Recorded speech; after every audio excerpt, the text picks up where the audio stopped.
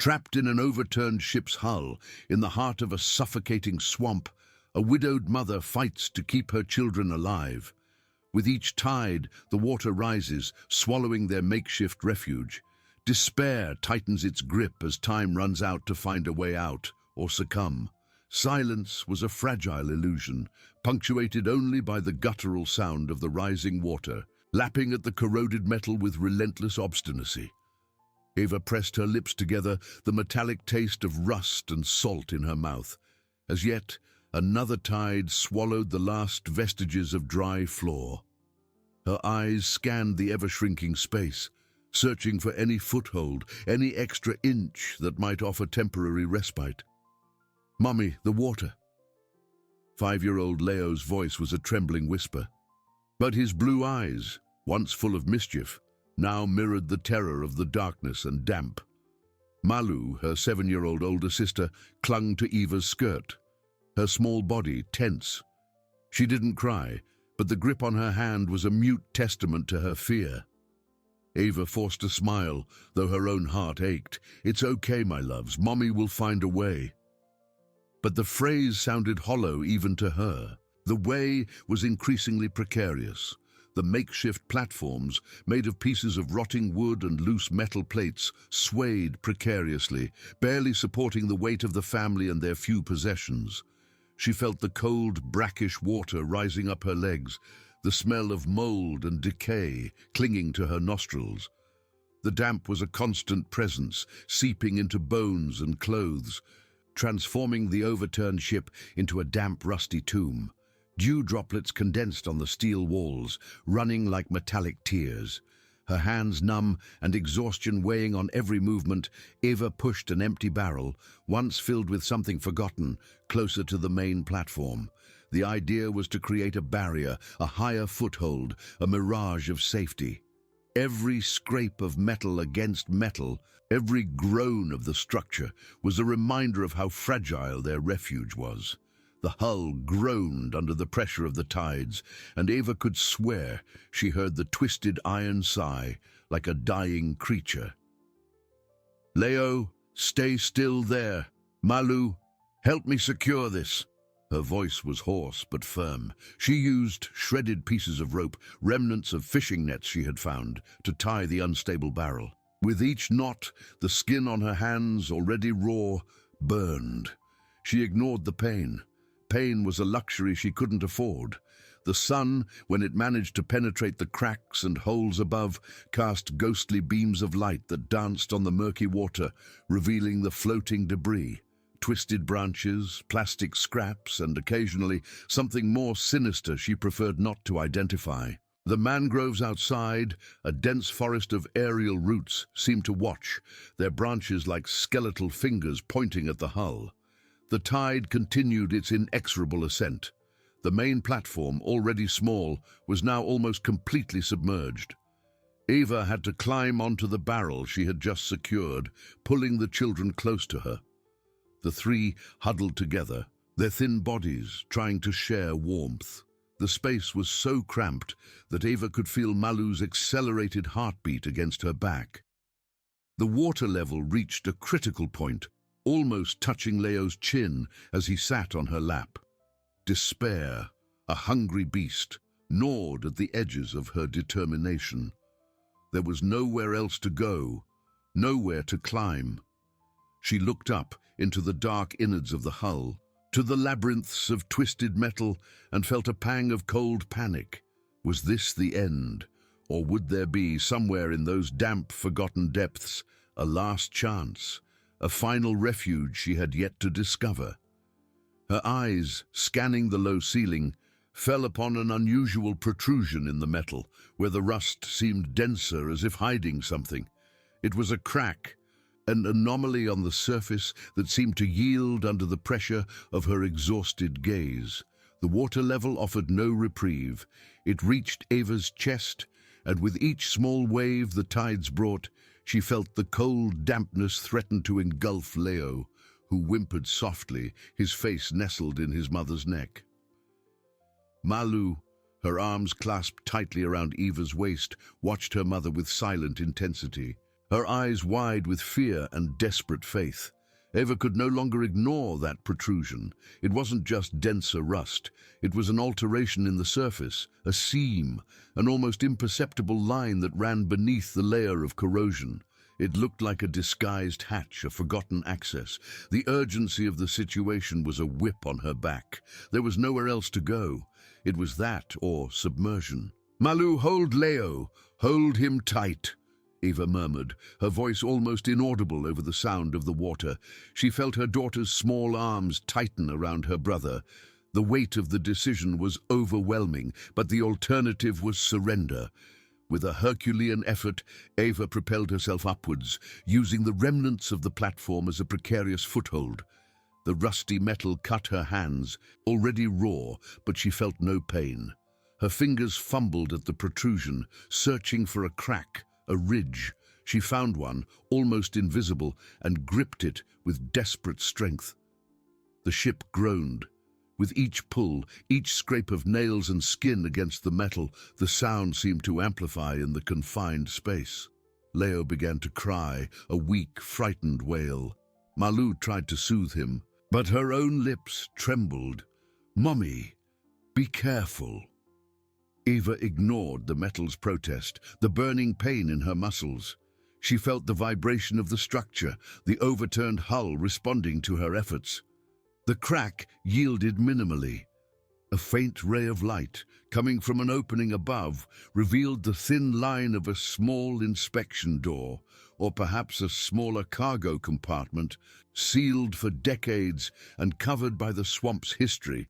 With a guttural roar of pure frustration and determination, Eva forced the weight of her body. A dry crack, followed by a prolonged groan of twisted metal, echoed through the hull. The protrusion opened, revealing a dark, cramped space above the waterline, miraculously dry. It was a black hole, a promise of air and dry land. "We made it," Eva gasped, her voice hoarse, her body trembling. She barely had the strength to hoist herself inside. "Malu, give me Leo. Carefully." It was a painful and exhausting process. First, Eva lifted Leo, who cried less now, but trembled uncontrollably. He was light, but the effort of lifting him above her head and pushing him into the compartment was almost her limit. Malu followed, her lightness a blessing. Eva pulled her up with one arm while supporting herself with the other, feeling the warm, musty air of the compartment against her face. Finally, with a last push, Eva managed to drag herself inside, her exhausted body barely fitting into the space. The three huddled in the tiny compartment. The relief of the dry floor and the absence of the cold water was almost intoxicating. The smell of mold was strong, but it was a smell of dryness, not decay. The darkness was almost total, but Eva's eyes soon adjusted. Her fingers fumbled at the surface, searching for something she could identify. In the furthest corner, a rectangular object, wrapped in thick, waxed canvas, was pressed against the wall. Eva pulled it with difficulty. It was heavy, surprisingly compact. With trembling hands, Eva untied the knot of the canvas, revealing a robust metal box, with rusty latches that crumbled at her touch. The interior was lined with waterproof material, and inside, small cloth and paper bags carefully sealed. Eva opened one of them. Inside, there were no jewels, no gold, no money. There were seeds of all sizes and shapes, dry and intact, some with a vibrant color that defied time. Beside them, a thick-covered notebook, its pages yellowed, but the handwriting still legible. A detailed inventory with drawings and descriptions of each species, their origins, and a final observation in bold letters: resilient for brackish soil, germinate where nothing else thrives, the last hope. A shiver ran through Eva. It wasn't gold, but it was something far more valuable in that lifeless swamp. It wasn't instant food, but it was the promise of it. A hope that seemed unthinkable minutes before, now shone with a feverish intensity. She hadn't found a way out of the ship, but she had found the map to a new life, right there, in the depths of the hull, a bank of life. The seeds were there, waiting, the silent promise of a new beginning in the heart of chaos. The warm, musty air of the compartment, though stifling, was a balm to Eva's lungs. There was no brackish smell of swamp water, nor the penetrating dampness that corroded their skin and hope. Leo, nestled in her lap, still sobbed softly, but the trembling in his body had subsided. Malou, her face hidden in her shoulder, breathed more regularly. The space was claustrophobic, barely allowing the three to move, but it was dry. And at that moment, dry was synonymous with salvation. Her hands still trembling from exhaustion and adrenaline, Eva pulled the metal box closer. The faint light that seeped through an upper crack, almost a memory of the sun, was enough to illuminate its contents. She lifted one of the small cloth bags, the weight of life in her palms. The aroma emanating was not of food, but of dry earth, of dormant vegetation, of an ancient promise. "What is this, Mommy?" Malou asked, her voice muffled. Eva forced a smile, though her throat was dry. "Seeds, my love, seeds that can grow even here." She opened the yellowed notebook, running her fingers over the pages. Each drawing, each meticulous annotation, was a testament to a hope that someone, long ago, had cultivated. Resilient, for brackish soil, the last hope. The words seemed to whisper to her across time. It wasn't gold nor ready food, but Eva felt a different hunger, one that went beyond the stomach. It was the hunger for a purpose, for a future. These seeds were not an end to the journey, but a beginning. The question, however, was brutal in its simplicity. How?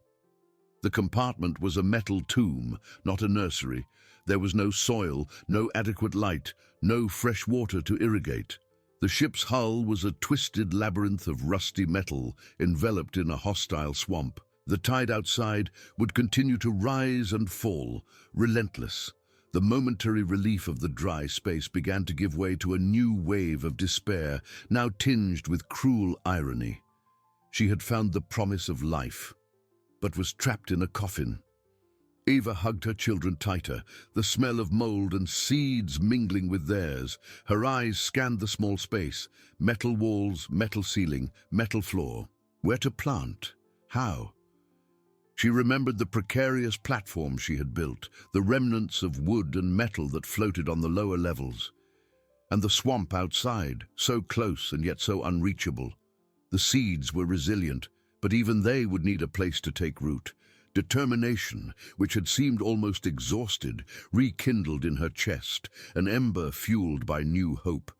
It was madness, but madness was her only guide now. She couldn't plant inside the ship, but perhaps she could create a place to plant on it, or near it. The seed box was heavy on her lap, a burden and a blessing.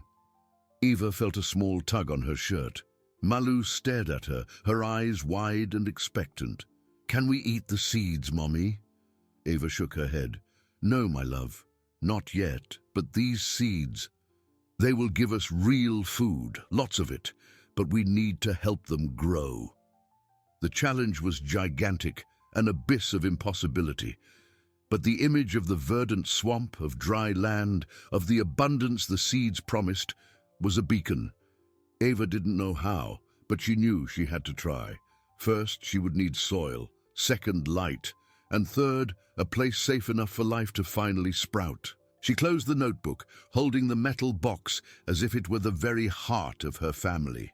Terror still lurked in the ship's shadows, but now a new strength had awakened in her. The widowed mother, once merely a survivor, was about to become a farmer, a world builder. The real journey, she realized, was just beginning. They had found a treasure, and now they had to learn how to cultivate it. The stifling heat of the compartment, once a relief, began to suffocate. Eva felt sweat stream down her temples, mixing with the dirt and exhaustion. Leo finally slept, an inert and reassuring weight in her lap. Malou, still awake, watched the seed box with an almost tender curiosity. Eva tried to focus, but her mind spun in circles. The seeds were the answer, but the question, how, echoed without resonance against the metal walls. She ran her hands over the compartment floor. Metal, the ceiling, the walls. Metal. Not a splinter of wood, not a handful of earth.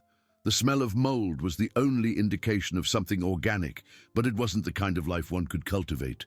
The compartment was a time capsule, a refuge from the water, but a prison for life. "Mummy, why can't we eat them?" Malu asked again, her voice now sleepy. Eva took a deep breath. "Because they're not food yet, my love. They need a home, a place to grow and become something we can eat, like the trees out there, but different." She pointed to the sliver of light that barely illuminated the compartment. The light, incidentally, was another problem, weak and intermittent. It wouldn't be enough to nourish anything. Her eyes scanned the small space once more, desperate for a clue, for an idea. What did she have? Ingenuity, scraps, determination, and now, seeds. She thought of the precarious platform she had built on the lower levels, of the old rusty wood she had tied with swamp fibers. She thought of the thick, dark mud that covered the mangroves, a mixture of earth, salt and debris. The thick-covered notebook was the only map she had. Resilient for brackish soil, germinate where nothing else thrives. If the soil was brackish, then the swamp mud was her earth. But how to bring it inside? And where? The ship was a tangle of levels, some submerged, others not. The compartment they were in was safe from the water, but not from the darkness. Eva leaned over the notebook, rereading the descriptions, drawings of strange plants with thick leaves and strong roots, capable of resisting salt. There was a note about the need for direct but not excessive sunlight. This eliminated the dark interior of the ship. The only viable solution seemed to be the outside, but the outside was the swamp, where the tide rose and fell, relentless, where unknown creatures lurked in the murky waters. An idea formed, painfully slow, in Eva's exhausted mind. She couldn't safely bring the swamp inside the ship, but perhaps she could take the seeds outside the ship to a controlled area, a precarious garden floating or anchored at some higher point. She remembered one of the parts of the hull that was more exposed, a section of the superstructure that leaned precariously out of the water, receiving sun for a few hours a day.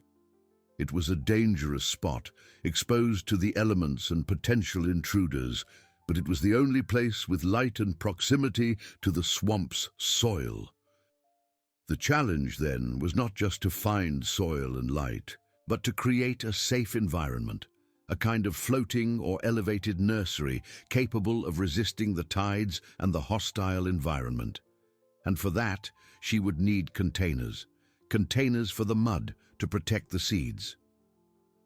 Eva looked at the metal box, robust and empty, except for the seed bags. It was large, but not enough for a garden. She would need more. The metal box was a promise, but the promise demanded a mountain of work and an even greater dose of audacity. "Mummy, are you thinking?" Malu asked, her voice now sleepy. "Yes, my love," Eva whispered, stroking her daughter's hair. "I'm thinking about how we're going to build our garden." The image of the garden in the swamp, a verdant oasis against the rusty metal of the ship, was almost unbearable in its beauty and impossibility, but Eva knew she had no choice.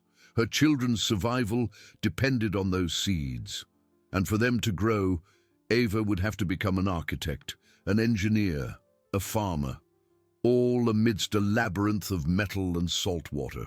The first step would be to find containers, anything that could hold a little mud. And then a plan to reach that exposed point of the hull, carrying her children and the hope that the seed box represented. The journey to life was just beginning, and each step would be a battle against despair and the relentless nature of the swamp. The air in the secret compartment began to grow heavy, the promise of salvation mingling with the suffocating reality of the cramped space. Leo, still asleep in her lap, seemed small and fragile. Malu, her eyes fixed on the seed box, exuded an innocent hope that Eva couldn't afford to break. But staying there was not an option. Thirst gnawed, hunger bit, and the lack of fresh air was a threat as real as the tide outside. "We need to go, my loves," Eva whispered, her voice hoarse. The plan, still embryonic, hammered in her mind. The garden. Leaving the compartment was like emerging from a warm, safe cocoon into the cold, damp embrace of the ship. The smell of mold and decay, temporarily forgotten, invaded her nostrils. The sound of water, a constant whisper on the lower levels, was a relentless reminder of their imprisonment. Eva carried Leo, still sleeping, and Malu held her hand tightly, her eyes wide with darkness and uncertainty. The first task was to find containers. As she ventured through the higher, less flooded corridors of the hull, every shadow seemed to hide a threat. Every groan of the metal was a warning. She moved with the agility of a feline, her senses sharpened by necessity. The ship's remains were a graveyard of forgotten objects, but Eva saw potential in everything. A rusty metal bucket, which once held grease, was the first find. Then, an empty toolbox, made of sturdy metal. Finally, she found 3 small plastic drums, likely used to store cleaning products, floating precariously in a semi-flooded area. They were light, which would be an advantage. The drums were dirty and smelled of diluted chemicals, but Eva knew the swamp would soon purify any residue. Each item was a small triumph, a step towards her goal. The greater challenge was the soil, the swamp mud. Eva needed to reach a point where she could collect the mud without exposing herself too much to the dangers outside. She remembered a crack in the hull, near the bow, where the metal had torn like paper, revealing a small strip of swamp below. It was a dangerous place, with sharp edges and dark water lapping at the opening, but it was her only option. With the containers tied to her waist, Eva left her children on a safer platform and began to crawl towards the crack. The air there was denser, humid, saturated with the smell of salt and decomposition. She could hear the sounds of the swamp, the distant croaking of frogs, the buzzing of insects, and a closer splash that made her heart race. Was it the tide, or something more? Cautiously, she leaned over the edge of the crack. The murky water stretched below, revealing the dark, thick mud of the mangrove. It was rich soil, full of organic matter, but also brackish and potentially toxic. The resilient seeds were her only hope. With each dip of one of the drums, a chill ran down her spine. The contact with the dark water, the sensation of something brushing the edge of the container, the uncertainty of what might be hidden in the depths. She worked feverishly, her muscles burning, sweat stinging her eyes. With each drum full of mud, a new wave of hope and fear washed over her. Finally, with the containers full and heavy, Eva began the arduous journey back, dragging the precious soil through the metal labyrinth. Malu watched her from afar, her eyes wide and worried. Leo, still sleeping, was oblivious to the dangers his mother faced. Now, the next step, the planting site. The part of the superstructure that leaned out of the water, exposed to the sun. It was a precarious place, a rusty metal plateau that seemed to defy gravity. Reaching it with her children, the mud containers and the seed box would be a test of her ingenuity and strength. As Eva looked at the perilous ascent, the bucket of mud in her hands seemed to weigh a ton. The image of a small garden, sprouting from metal and mud, was a beacon amidst the darkness. She didn't know how she would do it, but she knew she would. Her children's lives depended on it, and with each step, Eva became less a survivor and more a pioneer, shaping a future from the debris of the past. The real work was just beginning. The decision was made. There was no time for deliberation, only for action. Eva tied the seed box firmly to her back, the weight strangely light, but the responsibility crushing. Leo, still asleep, was carefully secured to her chest with strips of torn fabric, his small body warm.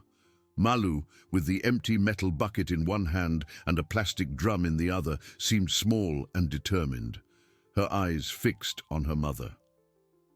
"Hold tight, my love. Every step, slowly and carefully," Eva instructed, her voice a hoarse whisper. The path to the superstructure plateau was a precarious climb. Ladders of corroded metal, some missing rungs, leaned at impossible angles. With each movement, the metal creaked and groaned, a lament that echoed the fear in Eva's chest. Sharp edges of the torn hull threatened hands and knees. Rust, mixed with slippery algae, made every foothold treacherous. Malu, with the resilience of a child accustomed to deprivation, followed closely, her small feet finding purchase with surprising agility. The sunlight, now both a blessing and a curse. It heated the metal to the point of burning, but also revealed the vastness of the swamp below, a green-grey sea dotted with mangroves and dark water. The smell of salt and decay, intensified by the breeze, reminded them of their imprisonment.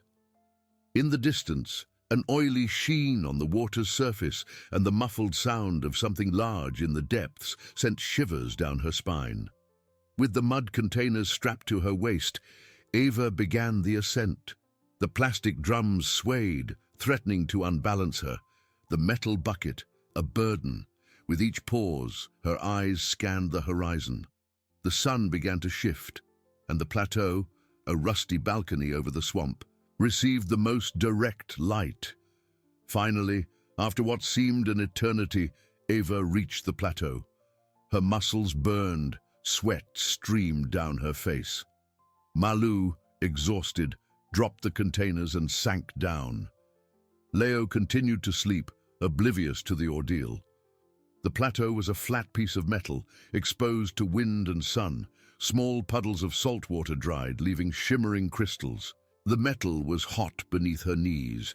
It was here that the garden would be born. With an exhausted sigh, Eva released the mud containers. The earthy, brackish smell filled the air. Carefully, she poured the mud into the buckets and drums, leveling the surface. With trembling hands, she opened the seed box. The labeled packets showed drawings of plants with strong roots and resistant leaves. "Mommy, what are these things?" Malu asked, curiosity overcoming her fatigue. "There are babies, my love," Eva whispered, picking up the first small bag. The seeds were tiny, some almost microscopic. She took a pinch of each type and carefully scattered them over the damp mud, covering them with a thin layer. "They'll grow and give us food."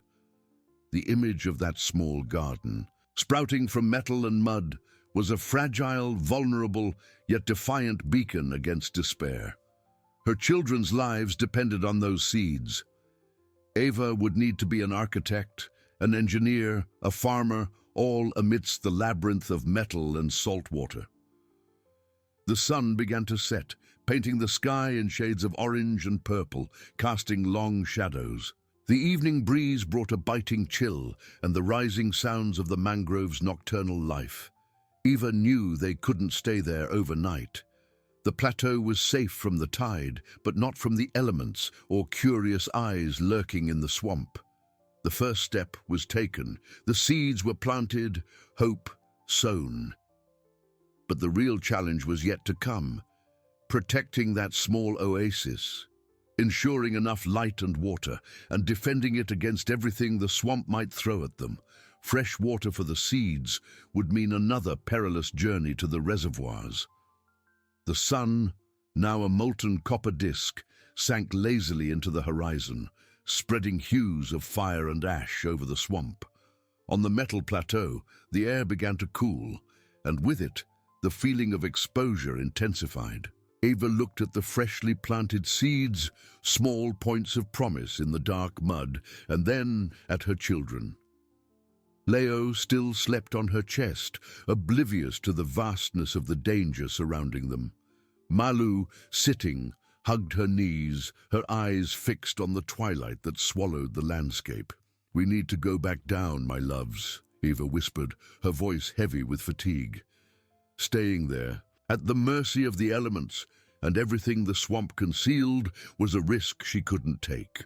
The descent seemed even more treacherous than the ascent under the waning light. Each corroded metal rung seemed more slippery, each foothold more unstable.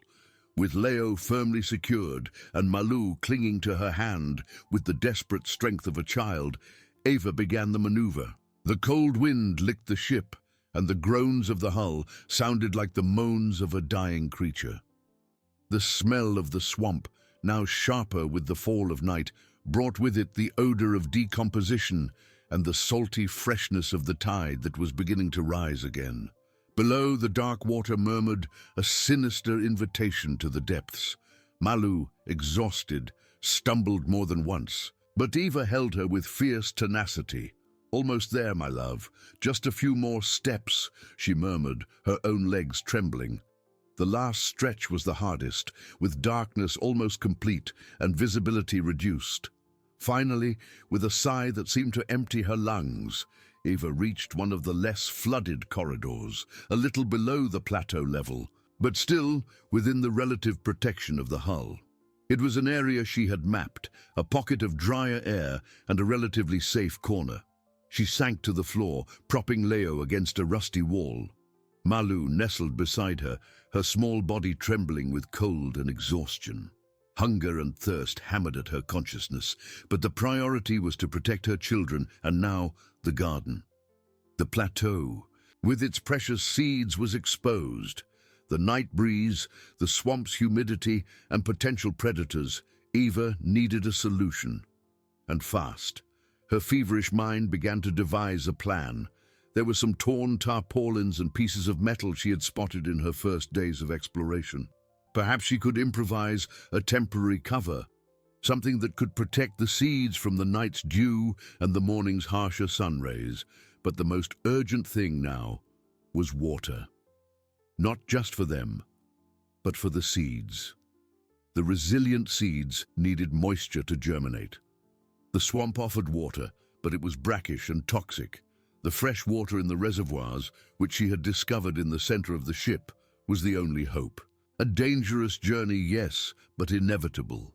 As Ava looked into the deepening darkness through a crack in the hull, a distinct sound broke the night's silence. It wasn't the croaking of frogs or the buzzing of insects, but a slow, heavy splashing, followed by a dragging noise. It seemed to come from the direction of the bow where she had collected the mud. Her heart raced. There was something out there, something large. The curious eyes of the swamp were active. She pulled Malu closer, covering her daughter's face with her hand and silencing her with a look. The sound repeated, closer this time, and Eva swore she saw a massive shadow move at the periphery of her vision, merging with the blackness of the mangroves. There was no more time to think about elaborate protections for the garden. Immediate survival was the priority.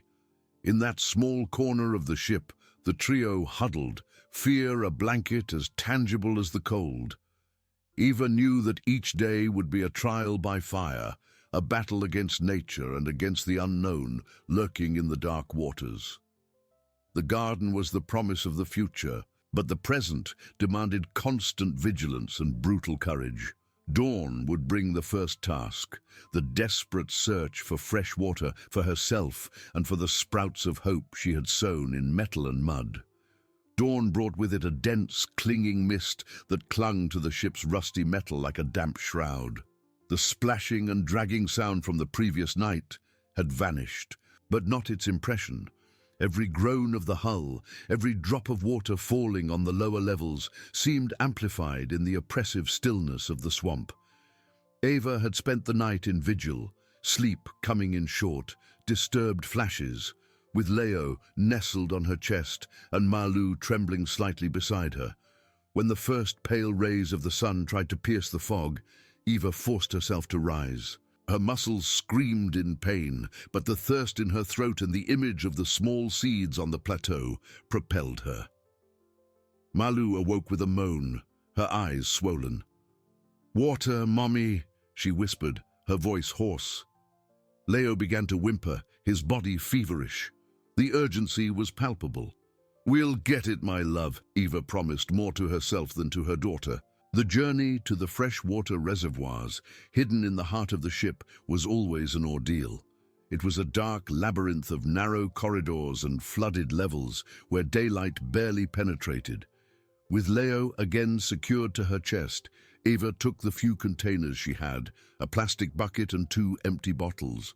Malu, now more alert, held her hand tightly, her eyes scanning the darkness ahead. As they descended into the ship's innards, the humidity increased, and the air grew dense, with the metallic smell of rust mixed with mold and decay.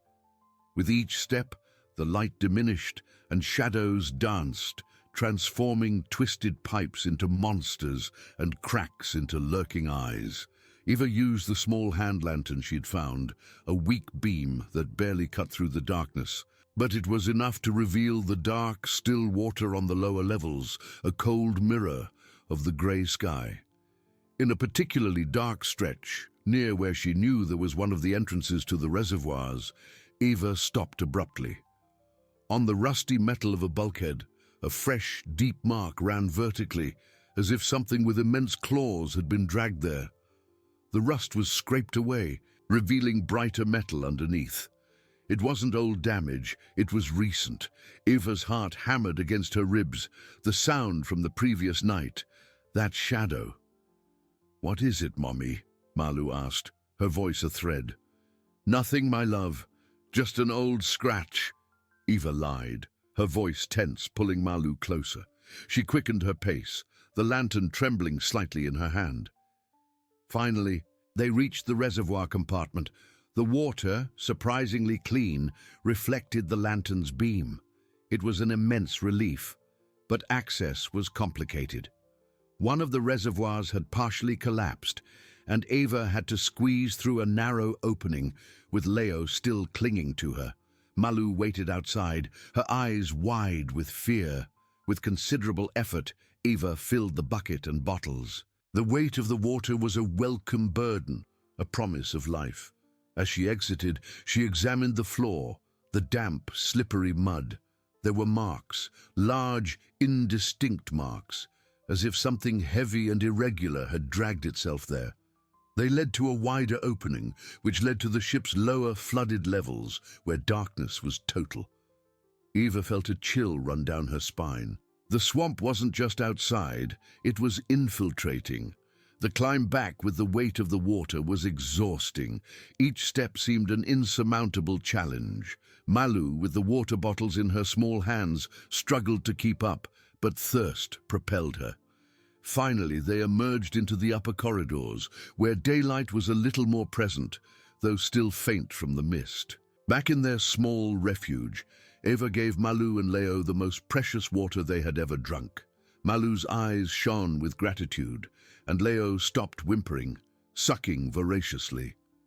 But the task was not complete.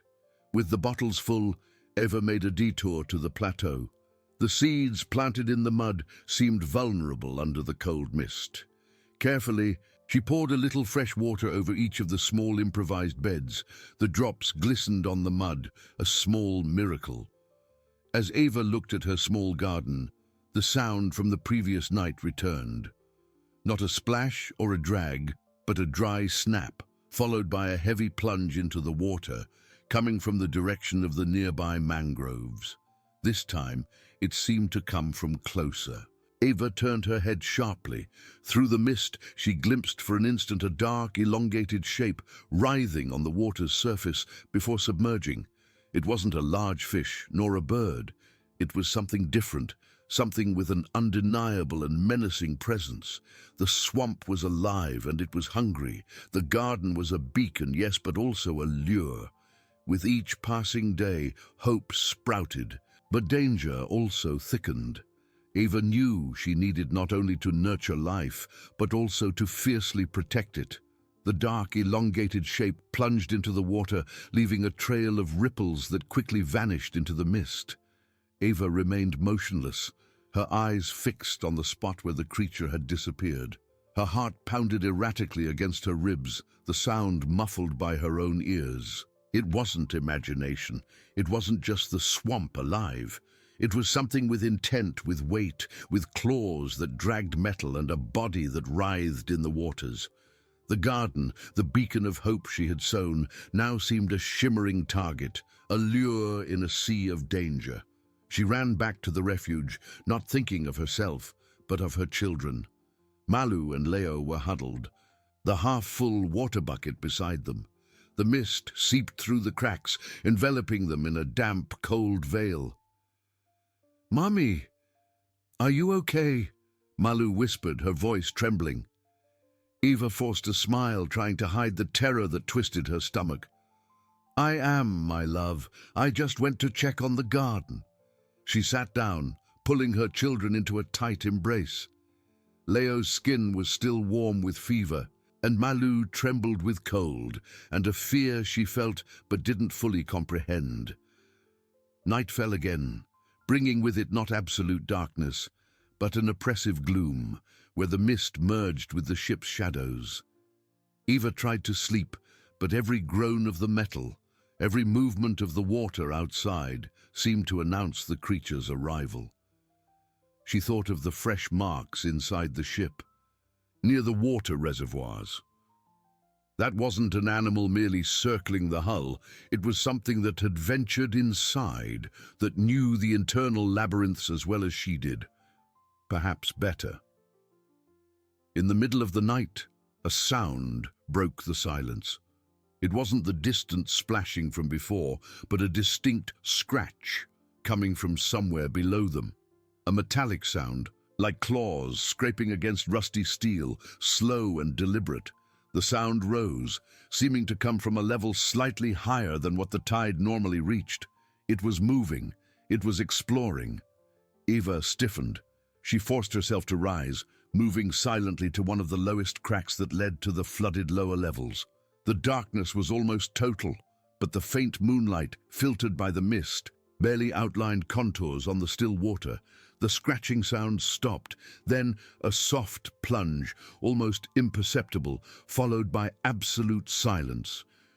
The creature had descended again. But where? A new kind of terror invaded Eva. The swamp wasn't infiltrating. The creature was using the ship as its own territory, a complex hunting labyrinth. The holes, the cracks, the openings Eva used to move and for air could be the predator's entrances and exits. At dawn, the mist still covered the ship, but the silence was heavy, more menacing than any sound. Eva knew she couldn't postpone it any longer. She needed to protect the garden, and more importantly, she needed to understand what was lurking. With Leo sleeping deeply and Malu clinging to her leg, Eva grabbed one of the few tools she had, a twisted metal bar. "Stay here, my love. No matter what happens, don't leave this spot. Take care of your brother. I'll go to the garden and be right back." The climb to the plateau was treacherous, and the mist made every step invisible. Eva crawled, the fear of each false step competing with the fear of what might be waiting. Upon reaching the garden, she saw the small seeds. Some seemed to have swollen slightly with the fresh water. A tiny hint of green, almost imperceptible, was beginning to sprout in one of the beds. It was a miracle, a promise. But the promise was exposed. She began to improvise. There were some loose pieces of metal sheeting near the edge of the plateau, remnants of the ship's structure. With brutal effort, Eva dragged them and angled them over the beds, creating a kind of precarious roof. It wasn't protection against the creature, but perhaps against the elements and, more importantly, to camouflage the incipient green. As Eva worked, a strange, pungent smell hit her nostrils, an odor of rotten fish mixed with something more metallic and musky. It was strong, coming from below, from the direction of the swamp. She stopped, the metal bar clutched in her hand.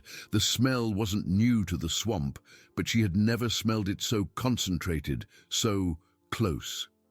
Then she saw. In the damp, soft mud at the edge of the plateau, where the tidewater rose and fell, there was a series of footprints, 3 thick toes and a broad heel, with marks of long, sharp claws. They weren't drag marks, they were footprints. The creature had come out of the water, it had been there. Eva felt her blood run cold.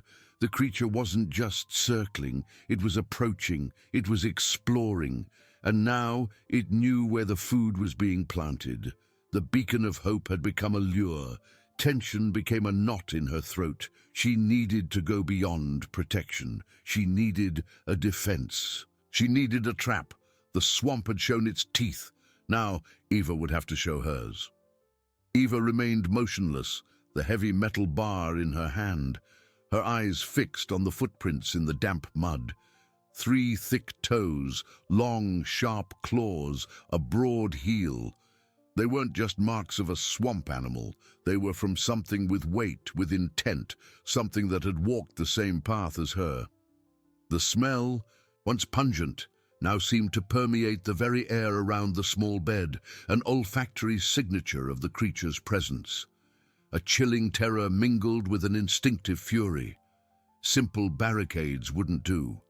This thing climbed, forced its way through. She needed more than passive defense. She needed to attack, to transform the ship from a refuge into an instrument of war, a trap. Eva ran back to the refuge, the footprints and the smell still vivid in her mind. Malou was awake, her eyes wide, sensing her mother's palpable tension. Leo, still feverish, slept restlessly. "Mommy," Malou whispered. "It's okay, my love," Eva replied, her voice sounding firmer than she felt. "We just need to be smarter than that thing." The ship was a graveyard of twisted metal, but also an arsenal. There were rusty cables, loose rebar, metal sheets, remnants of the structure.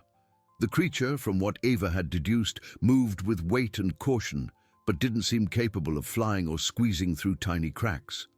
Its most likely path to the garden would be via the main ramp, or one of the lower edges of the plateau. Eva focused on the ramp. The tide had corroded the metal in many places, leaving it thin and slippery. It was a natural passage point. She needed something that would collapse, that would pierce, that would cause significant damage. She spent the rest of the day and much of the night in a fever of purpose. Using the metal bar as a lever and hammer, Eva began to weaken the connections of a large metal sheet that projected over the ramp. She loosened rusty bolts, scraped away fragile welds. The plan was brutal in its simplicity. The sheet would fall on anything that tried to climb that way. For this, she needed a trigger. She found a steel cable, thin but still sturdy, in an abandoned cargo compartment. With surprising skill, she tied it to a loose piece of rebar and stretched it across the ramp, right at the point where the creature would have to step. The other end of the cable was attached to the metal sheet. It was a rudimentary trap, but potentially effective. The creature would step on the cable would pull the rebar, releasing the sheet. Malou and Leo watched in frightened silence. Malou, with her childlike eyes, didn't fully comprehend the danger, but sensed her mother's urgency and tension. Leo, drowsy and feverish, merely nestled closer. When the trap was ready, Eva dragged herself back to the refuge, exhausted, her muscles aching. The creature's pungent smell still lingered in the air, a constant reminder. Night fell again, heavier, damper. The sounds of the swamp were a symphony of creaks and splashes, each amplified by fear. Eva didn't sleep. She waited.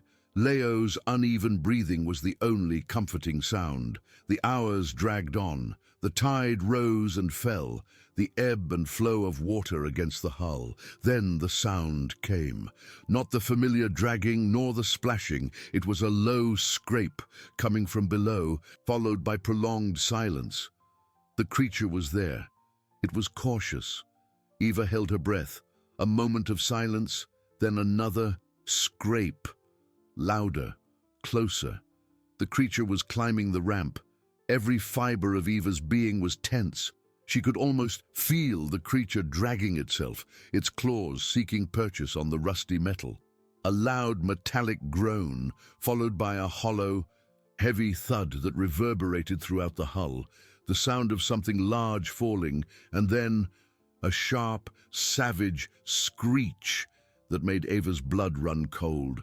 It wasn't a roar, but a sound of pain and fury echoing through the ship's innards.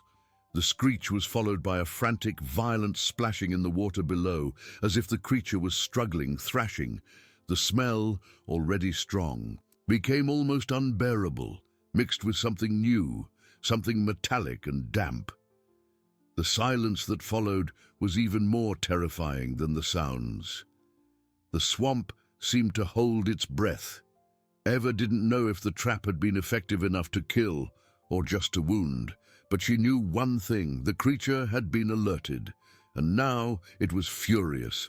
The ship was no longer a hiding place. It was a battlefield, and Eva had just declared war. The future of the garden and of her children depended on who would survive. The screech echoed, cutting through the damp air of the hull, a wild wail of pain that Eva would never forget. A frantic splashing followed, the sound of something large and desperate struggling against the water and twisted metal.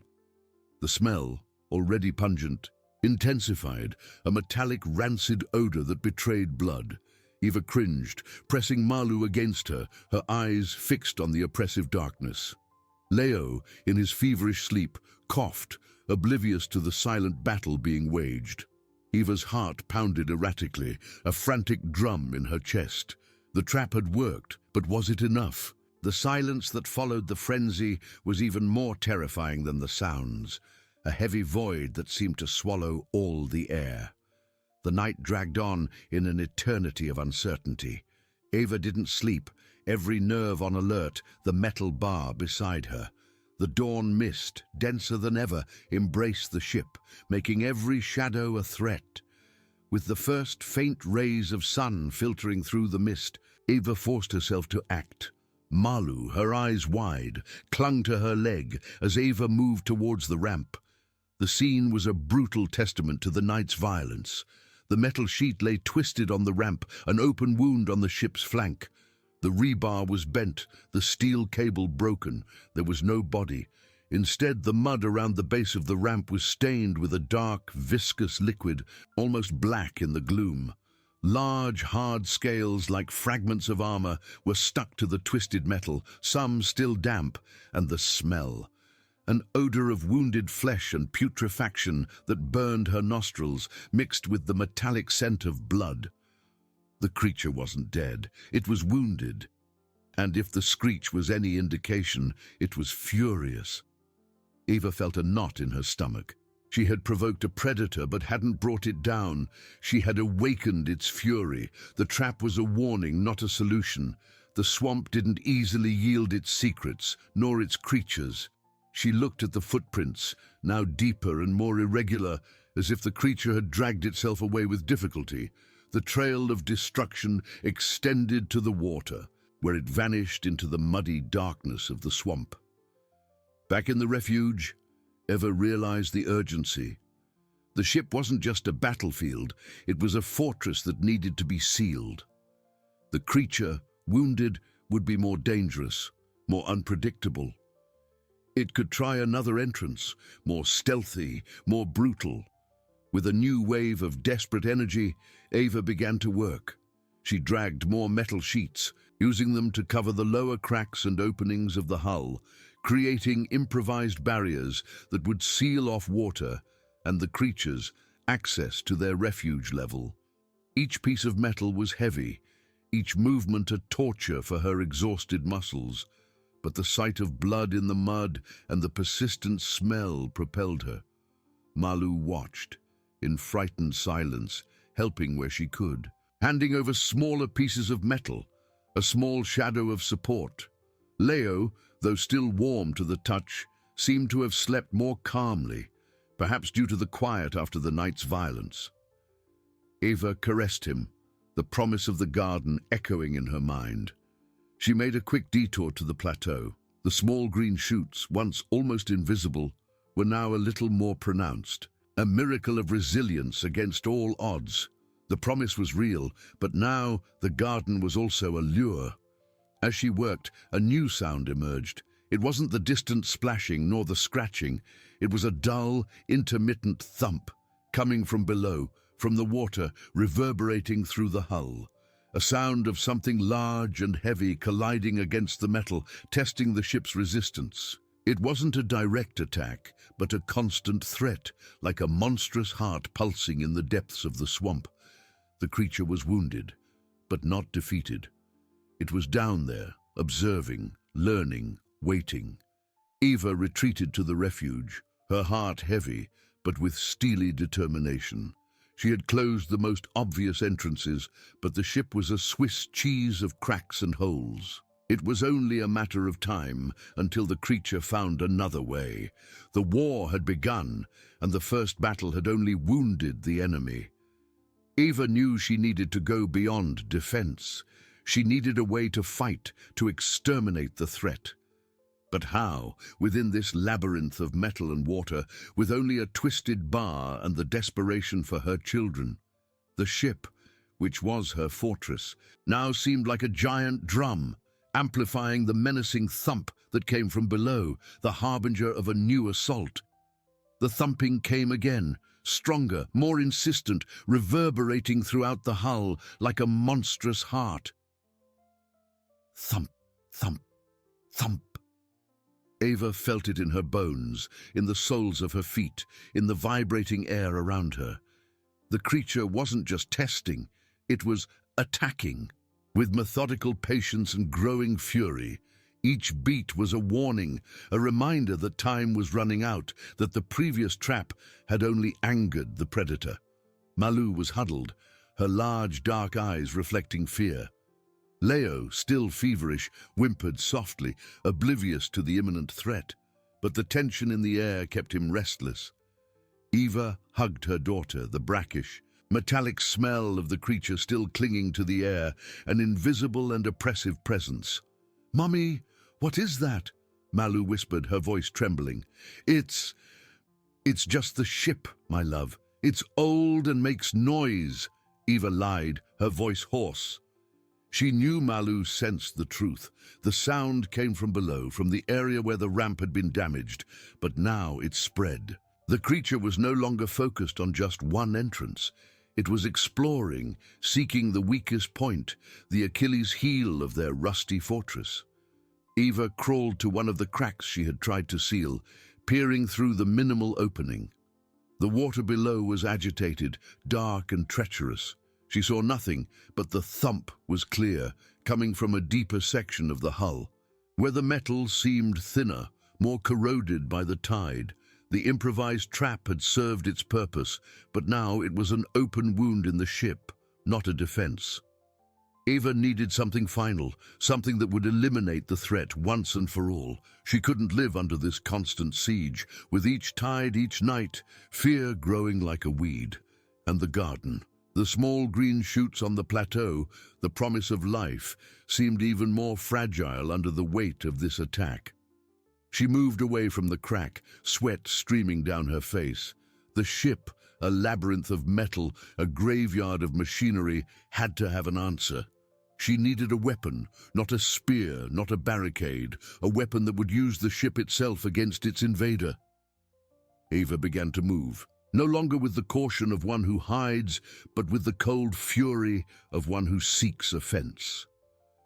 She descended to the lower levels she had previously avoided, lighting the way with the almost dead lantern. Every creak, every drip echoed, amplified by the constant thump coming from outside. She searched for old engines, for shafts, for anything massive that could be dislodged. The ship's innards were a tangle of corroded pipes, broken wires, and flooded compartments. The thump became closer, more personal. The creature was following her movements, or perhaps was just approaching the area Eva was exploring. The air grew heavy with the rancid metallic smell mixed with mold and dampness. Then she saw. It wasn't a weapon, but a possibility. In an auxiliary cargo compartment, almost completely flooded, there was an emergency hatch. Not the main hatch to the exterior, but one that led to a small service tunnel used for inspections. The hatch, of massive reinforced metal, was held by rusty hinges and an equally corroded locking mechanism if it could be released. The hatch opened downwards into a narrow shaft that, from what Ava could deduce, descended into one of the ship's lower ballast tanks, now partially filled with swamp water. If the creature could be lured into the shaft and the hatch released, it would fall with crushing weight.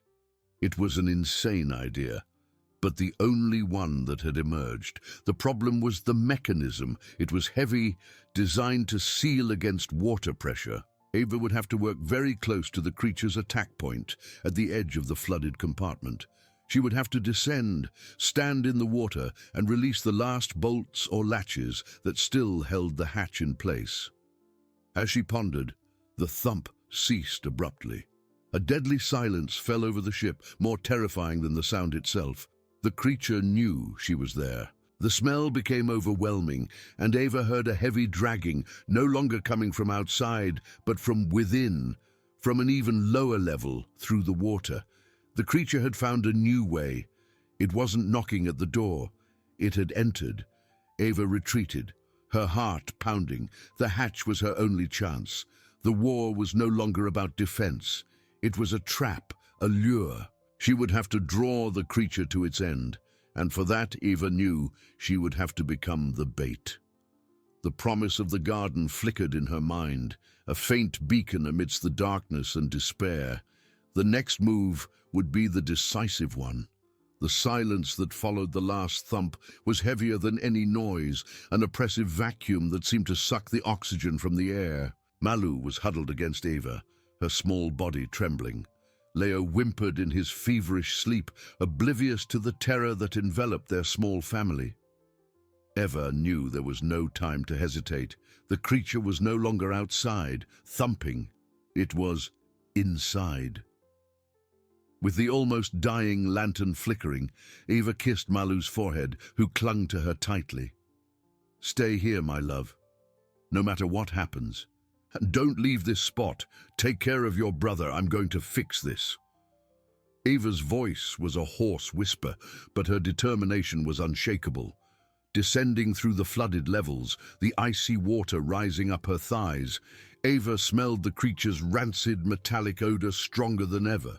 It didn't come from a specific point, but seemed to permeate the very air. A palpable presence. Each step was an amplified splash, each draft a shiver. The darkness was almost total, with the lantern casting dancing shadows that transformed corroded pipes into monsters and piles of scrap into ambushes. The auxiliary cargo compartment was even more submerged than she remembered.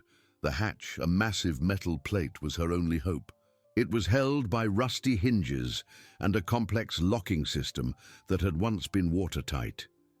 Eva knew she would have to remove what remained of the bolts and latches, working underwater in the dark, while the predator was nearby. With a piece of rebar she had kept, Eva began to strike the seized fittings, the murky water hindering every movement.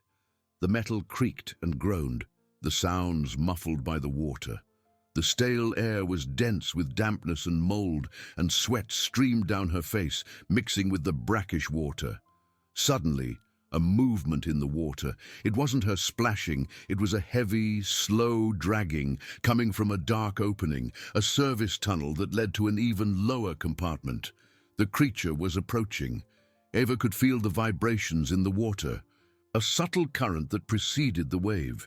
Her eyes scanned the darkness, but she saw nothing, only the smell, now nauseating, and the muffled sound of something large moving. She needed bait, something to draw it into the shaft.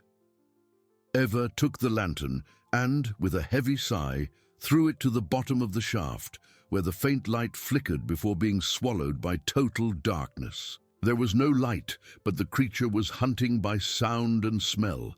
With a final burst of strength, Eva forced the rebar against the last locking pin. The metal groaned in protest, and then, with a dull clack and an echo distorted by the water, the hatch came loose. The massive weight of the metal plate gave way, swaying on its rusty hinges. It was precarious, but it was ready. Eva retreated slowly, her heart pounding uncontrollably. The sound of the creature dragging itself was closer now, a low, guttural growl that seemed to come from within the water itself. She positioned herself a few meters from the hatch at the edge of the flooded area. Then she made the sound, not a scream, but a scrape of metal against metal, loud and sharp. The creature froze. The growl ceased. An icy silence fell, more tense than ever. Eva waited, every muscle taut, the predator's scent invading her nostrils. Then the water in front of the opening carved by the monster churned violently. A dark, heavy shape emerged from the darkness. Hard scales and small, glowing eyes, like embers in the gloom. It was larger than Eva had imagined, a mass of muscle and fury. The wound on its flank, a tangle of torn flesh. The creature lunged forward, moving with surprising speed, its eyes fixed on Eva. Eva didn't move until the last instant.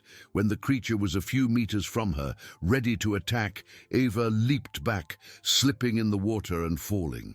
The creature, in its momentum, lunged directly for the hatch. With a deafening crash that made the entire ship vibrate, the hatch gave way under the creature's weight, which fell into the shaft with a massive splash.